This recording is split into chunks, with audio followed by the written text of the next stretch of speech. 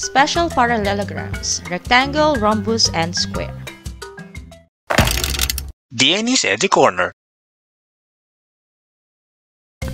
Narito ang mga characteristics ng rectangle. Una, opposite sides are parallel and congruent. Pangalawa, opposite angles are congruent and supplementary. Ang sumunod naman ay all four angles are right angles or yung tinatawag nating equiangular. At pang-apat, ang consecutive angles nito ay supplementary. Sumunod ay diagonals bisect each other and are congruent. Ang pang-anim natin, each diagonal separates the rectangle into two congruent triangles. So, ang lahat ng properties ng parallelogram ay nakay rectangle. Pag-usapan natin ang unang theorem ng rectangle. So, nakalagay dito, if a parallelogram has a right angle, then it has four right angles and the parallelogram is a rectangle. Maaari natin gamitin ang mga properties ng parallelogram to prove this theorem. Halimbawa, ang angle A is 90 degrees or right angle. So, ito lamang yung given na right angle. Pwede natin gamitin dito ang property ng parallelogram na opposite angles are congruent. So, kung si angle A ay 90, ibig sabihin si angle C 90 degrees na rin. Ngayon, para naman sa mga iba pang measurement ng angles dito sa ating parallelogram, maaari natin gamitin ang iba pang properties ng parallelogram, kagaya ng consecutive angles are supplementary. Subukan nating i-apply ito sa pagsasolve ng ating mga given problem. For example, mayroon tayo ditong rectangle LOVE or LOVE. So, mayroon tayong given na angle LOE which is equal to 25 degrees. We're going to find the measurement of angle EOV. So, this is angle EOV, this one. Okay? So, ano ang ating gagamitin para makuha natin yung measurement ni angle EOV? Gagamitin natin syempre ang measurement ni angle LOE. So, ang given natin is a rectangle. Ibig sabihin, ang isang buong angle na ito, angle LOV, ay 90 degrees. Ang gagawin natin is, isusubtract lamang natin itong measurement ni angle LOE sa 90 degrees dahil ang LOV na angle ay equal to 90 degrees. So, we have here this equation. 25 plus the measurement of angle EOV. So, ito yon. Okay? Pagka pinag-add daw si LOE at saka si EOV, that will be equal to 90 degrees. Kaya mayroon tayong ganitong equation. So, let's just use addition property of equality. And then, ang makukuha nating equation ngayon dito is the measurement of angle EOV is equal to 90 minus 25. So, para ma-eliminate natin ang 25 dito sa left side, nag-add tayo both sides ng negative 25. Therefore, we just subtract, okay, 25 from 90 para makuha natin yung measurement ni angle EOV. So, that is equal to 65. So, the measurement of angle EOV is equal to 65 degrees. Okay? And kung makikita natin, kapag ipinag-add natin yung dalawa na yan, that is equal to 90. Ngayon naman, gamitin ulit natin ang rectangle LOV. Okay? Na sinasabi, ito ay isang rectangle. Ang hinahanap natin dito is the measurement of angle OEL. Okay? So, ito yon, OEL, this one, this angle. Mayroon tayong given angle which is angle LOE na 20 degrees.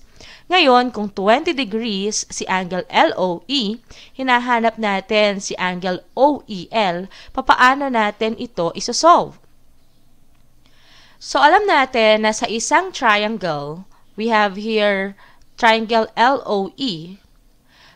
Ang sum ng interior angles nito ay 180 degrees. So, mayroon tayo ditong equation na the measurement of angle LOE, which is this one, plus the measurement of angle OEL, kung saan yun yung pinapahanap sa atin, plus the measurement of angle ELO, ito, okay, that is equal to 180 degrees kapag pinag-add natin.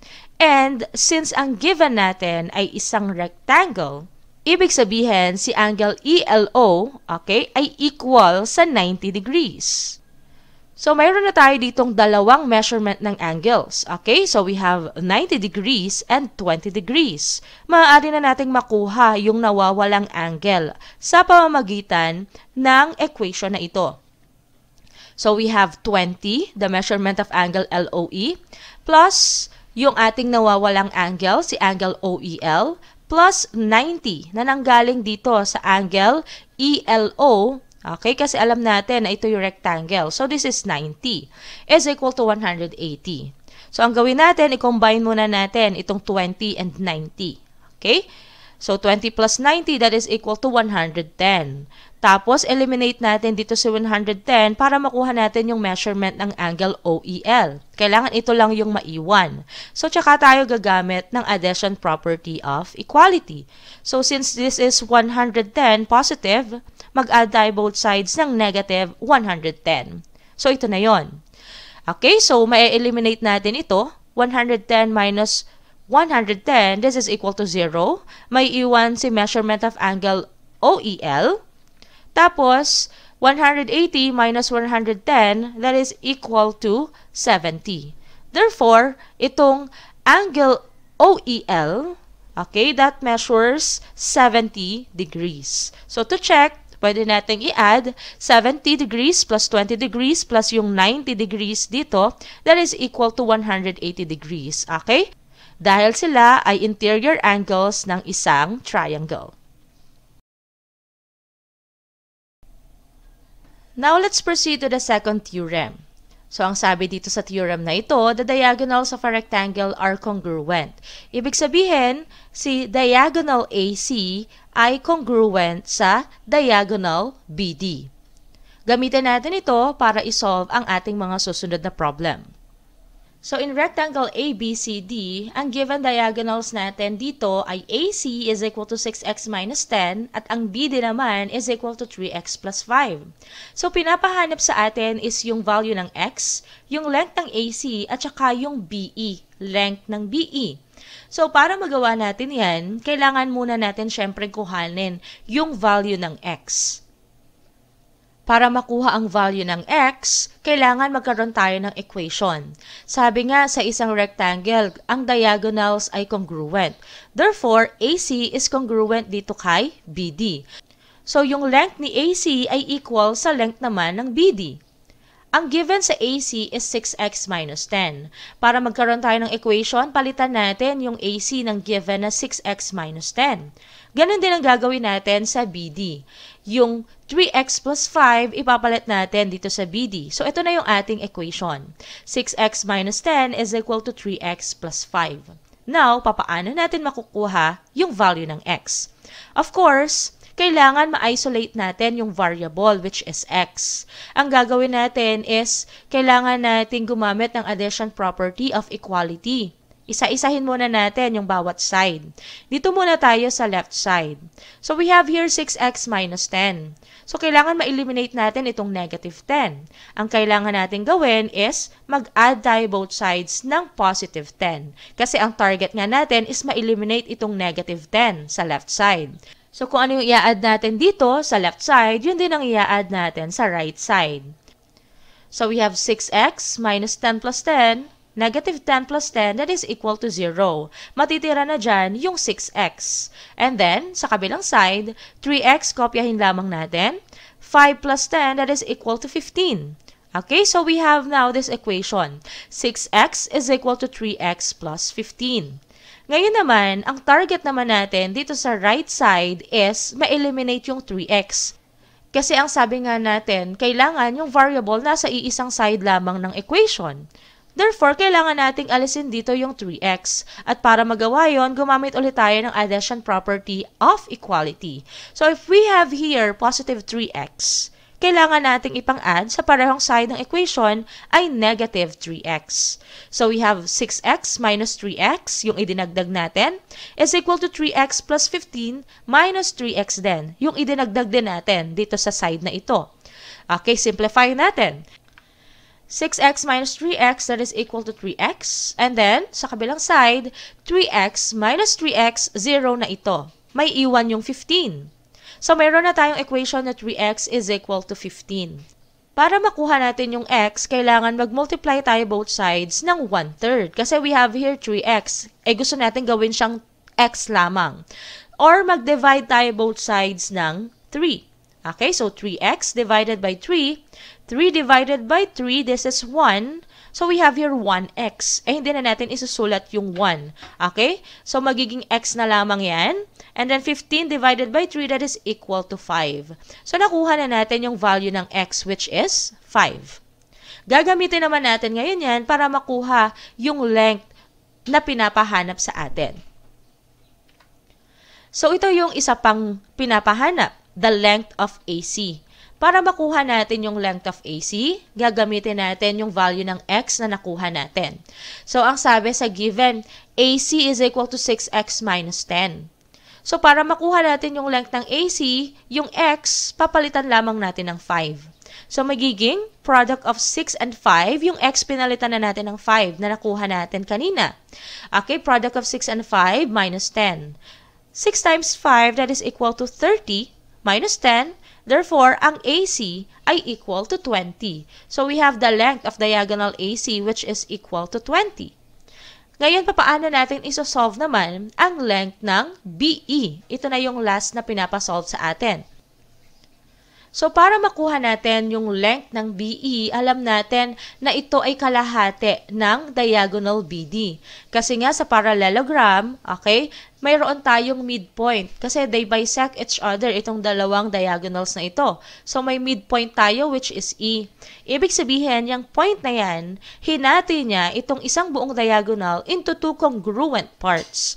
So, para makuha natin yung length ng BE, kunin lamang natin yung kalahati ng BD. Okay? So, yung diagonal BD natin, ano ba ang kanyang measurement? So, ang measurement ng diagonal BD ay makukuha natin sa pamamagitan ng diagonal AC. Dahil silang dalawa ay congruent or equal yung kanilang mga length. So, kanina nakuha natin yung length ng AC. So, ang AC is 20. Gagamitin natin yan para dito kay BD. Kasi congruent nga sila. So, si BD ay 20 na rin. Kung si AC ay 20, si BD ay 20 also. So, gagamitin natin itong length ng BD which is 20, syempre para makuha ang BE. Sabi natin dyan, ang BE ay kalahati ng BD. So, we have here BE is equal to 1/2 times 20. Ang ibig sabihin nito, okay, kalahati ng 20. Or pwede natin gawing 20 divided by 2. Okay? Kasi 1/2 times 20, that is equal to 20 over 2. Yung 20, multiply sa numerator, that is 20. Tapos may denominator tayo dito na 1. Okay? So 2 times 1, that is equal to 2. I-divide lamang natin yan. So BE is equal to 10. Okay? Which is correct because ang kalahati ng 20 is 10. So kung ang BE ay 10, tapos ang ED ay 10, so that is equal to 20 yung isang buo. Okay? So nakuha na natin yung pinapahanap sa atin na length ng BE which is 10. Narito naman ang characteristics ng rhombus. Una, all four sides are congruent o yung tinatawag nating equilateral. Pangalawa, the opposite sides are parallel. Pangatlo, opposite angles are congruent. Pangapat, consecutive angles are supplementary. Isa rin sa properties ng rhombus ay diagonals bisect each other and are perpendicular. Ang pang-anim natin, each diagonal bisects a pair of opposite angles. At pang-pito, each diagonal separates the rhombus into two congruent triangles. So again, lahat ng properties ng parallelogram ay na kay rhombus. Now, let's proceed to the third theorem. Tungkol naman ito sa rhombus. Ang sabi dito, diagonals of a rhombus are perpendicular. So, halimbawa dito sa ating given illustration, ang ating mga diagonals ay line segment OU at saka line segment PS. So, in symbol, ito yon, perpendicular sila sa isa't isa. Ibig sabihin, kung perpendicular sila, makakabuo tayo ng 4 na right angles. So, kagaya dito, okay, sa ating illustration. Now, let's solve some problems regarding this. So our given here is rhombus TUVW. Ang given na angle UZT, so ito siya, angle UZT, is equal to quantity 14x plus 20 degrees. Our task is to find x. So, papaano natin makukuha yung value ng x? Alam natin na ang rhombus, ang diagonals ng rhombus ay perpendicular. Ibig sabihin, itong angle UZT na nabuo ng dalawang diagonals na yan ay equal to 90 degrees dahil perpendicular nga sila. So, angle UZT is equal to 90 degrees. Gagamitin natin ito para masolve ang ating given problem. So, yung angle UZT, palitan natin ito nung given. Okay, para sa angle UZT. Ang sabi dyan, equal siya sa 14x plus 20. So, palitan natin ito ng 14x plus 20. And that will be equal to 90 dahil nga 90 degrees or right angle ang angle UZT. Masasolve na natin ang x sa pamamagitan ng equation na ito. 14x plus 20 is equal to 90. Again, ang 14x plus 20 ay nanggaling sa ating given. So, para ma-eliminate natin dito yung positive 20, dahil kailangan ma-isolate lang natin yung mayroong variable, mag-add tayo ng negative 20 sa parehong side ng ating equation. So, we have here 14x plus 20 minus 20 is equal to 90 minus 20. May eliminate na natin dito yung positive 20 because 20 minus 20, that is equal to 0. May iwan na sa left side yung 14x. And then sa kabilang side, 90 minus 20, that is equal to 70. So our next step is, kailangan x lamang yung naandito sa left side or naka-isolate syempre. So ang gagawin natin is, i-divide natin both sides by 14 or mag-multiply tayo both sides ng 14 para ang numerical coefficient ng x dito ay maging 1 na lamang. Okay? So, kung magdi-divide tayo both sides ng 14, we have here 14x divided by 14. 14 divided by 14, that is equal to 1. Okay, yun na yung target natin. Maging 1 ang numerical coefficient ng x. So, hindi na natin isusulat yung 1 sa unahan. X na lamang siya. And then, 70 divided by 14, that is equal to 5. Nakuha na natin ang value ng x, which is 5. Pwede rin naman natin itong i-check. So, to check, kailangan lamang nating i-substitute yung 5 dito sa given natin kanina. So, dito sa 14x, yung x palitan natin ng 5. Okay? So, the product of 14 and 5, that is equal to 70. 70 plus 20 equal siya sa 90 degrees, which is okay, tama naman dahil ang angle UZT is 90 degrees or right angle. Okay, let's have our next theorem. Regarding rhombus pa rin ito, ang sabi dito, each diagonal of a rhombus bisects opposite angles. So what does it mean? Ibig sabihin, yung bawat diagonal dito sa ating rhombus puso or PUSO ay makakabuo or hinahati niya yung bawat opposite angles into two equal parts. So, for example, dito sa diagonal OU, hinati niya si angle U into two equal parts. Ibig sabihin, si angle 1 ay equal kay angle 2. Ganon din para dito sa angle O. Nahati din itong angle O into two equal parts. We have angle 3 is congruent dito sa angle 4. Same with angle P at saka angle S. Ang bisector naman dito, angle bisector is line segment PS or yung diagonal PS. So, si angle P ay nahati into two congruent parts. We have angle 5 is congruent with angle 6. Similarly, ito namang sa angle S, si angle 7 ay equal din or congruent kay angle 8 dahil hinati nga sila into two equal parts ni line segment PS. So, i-apply natin yan sa ating susunod na problem. Ang given natin dito is rhombus puso, PUSO, at mayroon tayong isang given angle which is angle 2.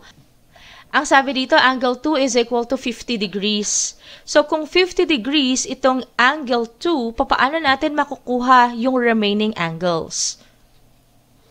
So, syempre, alam natin na itong rhombus, since ang given natin ay rhombus, ang diagonals niya ay mga angle bisectors. So, si angle U ay nahati into two equal parts ni diagonal OU or UO. Ganon din, si angle O nahati din siya into two equal parts. Same with angle P and angle S. Sila rin ay mga nahati into two congruent parts na nangyari dahil kay diagonal PS. So, umpisahan muna natin with angle 1. Since angle 2 is 50 degrees, alam natin na congruent siya kay angle 1 dahil nahati nga sila into two congruent parts. So, si angle 1 is equal to 50 degrees also. Next, papaano naman natin makukuha yung angle 3? So, si angle 3 makukuha natin sa pamamagitan ng naging measurements ni angle 1 at saka ni angle 2. Diba sa isang parallelogram, opposite angles are congruent. Ibig sabihin, kung anong measurement ni angle U, yun din ang measurement ni angle O. So, kung si angle 1 and 2 ay tag 50, ibig sabihin yung isang buo 100 degrees. So, yung katapat niya na angle O, 100 degrees din. So, yung 100 na yon, kung i-divide natin into 2, kasi equal parts ang kailangan natin dito, magiging tag 50 rin siya. Ibig sabihin, angle 3 is also equal to 50 degrees, and angle 4 is equal to 50 degrees as well. Next, paano naman natin kukuhanin si angle 5? So, ang angle 5 ay isang angle na nandito sa gitna. So, ang gagawin natin is apply natin yung characteristic ng rhombus na ang kanyang mga diagonals ay perpendicular. So, ibig sabihin, si angle 5 is a right angle. So, ito ay equal to 90 degrees. Next, let's proceed dito sa angle 6. Para makuha natin yung angle 6, gamitin na natin yung mga nakuha nating measurements ni na angle 1 at saka ni angle 5. Si angle 1, sabi natin kanina, that's 50 degrees. Tapos, si angle 5, 90 degrees. Eh, diba sa isang triangle, we have the sum of interior angles ay 180 degrees. So, ang gagawin natin, i-add muna natin si angle 1 at si angle 5. So, 90 plus 50, that is equal to 140 degrees. So, ilan na lang yung kulang para maging 180 degrees para makumpleto yung interior angles natin. So, isubtract natin yan from 180 degrees. 140 degrees, again, yung sum ni angle 1 at saka ni angle 5. Okay, i-minus natin sa 180 para makuha natin si angle 6. So, that is equal to 40 degrees. 180 degrees minus 140 degrees, that is equal to 40 degrees. So, that's angle 6. And nakuha na natin si angle 6, makukuha na natin ng mabilis si angle 7 at saka si angle 8 and 9. So, syempre, if angle 6 is 40, ibig sabihin, si angle 7 is equal to 40 degrees also dahil sila ay congruent. Next, si angle 8 ay equal to 40 degrees din, and angle 9 is 40 degrees also. So, nakuha na natin yung mga nawawalang measurements ng angles sa pamamagitan lamang ng angle 2, which is equal to 50 degrees. Alamin naman natin ang mga characteristics ng square. Una, ang square ay equiangular and equilateral. Meaning, mayroon itong congruent angles at congruent sides. Pangalawa, opposite sides are parallel and congruent. At pangatlo, opposite angles are congruent and supplementary. Isa rin naman sa mga characteristics ng square, consecutive angles are supplementary and congruent. At ang panglima, diagonals bisect each other and are perpendicular and congruent. At ang panghuling karakteristik naman ng square, each diagonal separates the square into two congruent triangles. Now let's proceed to this theorem regarding square. Theorem number 5. the diagonals of a square are congruent and perpendicular. So kung mapapansin natin, ito ay theorems na na-encounter natin kanina kay rectangle at saka kay rhombus. So dito, si line segment AI or si diagonal AI ay perpendicular kay diagonal TW. At the same time, si diagonal AI ay congruent din kay diagonal TW. So in symbols, ito po yun. Okay?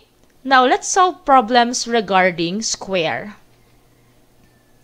So we have here square awit, AWIT. Okay? So ang given natin dito is diagonal AI is equal to 3x plus 1. And then ang TS is equal to x plus 4. So kung makikita natin dito, hindi siya isang buo, hindi siya diagonal TW. Ang given natin is yung kalahati lamang ng diagonal TW, which is line segment TS. So ang given natin is TS is equal to x plus 4. Our goal here is to find the value of x. So what we're going to do is to make an equation. So, AI, okay, yung isang diagonal natin, AI, which is 3x plus 1, is congruent, syempre, sa isa pang diagonal, which is TW. So, AI is equal to TW. Ngayon, since wala tayong given na TW, okay, at alam natin na ang TS ay kalahati ng TW, so, ibig sabihin, ang isang buo, yung TW, ay dalawang beses or twice ng length nitong TS. Kaya naman, mayroon tayo ditong 2 times TS. Okay? So, ibig sabihin, ito na yung nagre-represent ng isang buo na diagonal. Okay? So, ito yung nagre-represent ng line segment or ng sukat ni TW. So, we have AI is equal to twice the measurement of TS. Palitan natin yan ng ating mga given. Okay? So, kung ang AI natin ay 3x plus 1, nandito na siya sa left side ng ating equation. And then, sa kabilang side naman, we have 2. Tapos, ang given sa TS is x plus 4. So, masasolve na natin ang x sa pamamagitan ng equation na ito.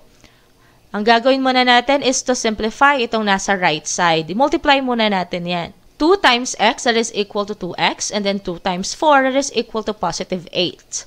Next na gagawin natin is i-isolate yung variable. So, dito muna tayo sa left side.